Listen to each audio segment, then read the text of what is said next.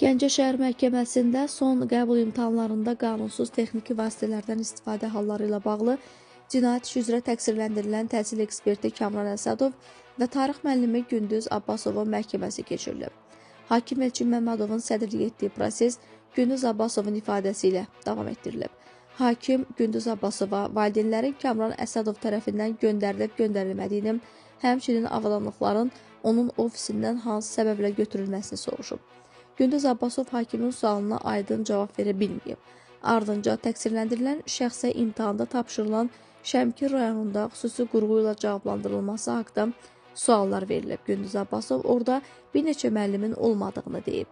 Hakim ibtidai istintaq dövründə onun və imtahan zamanı Şəmkir rayonunda sualları cavablandıran müəllimlərin ifadələrinin ziddiyyət təşkil etdiyini deyib.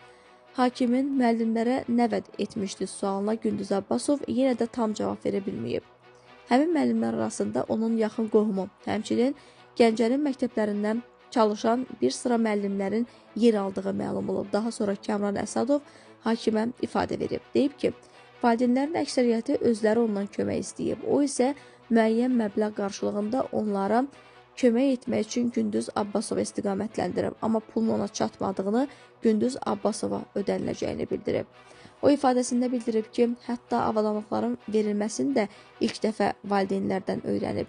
Bütün bunların qarşılığında isə alınan pulları geri qaytardığını vurğulayıb.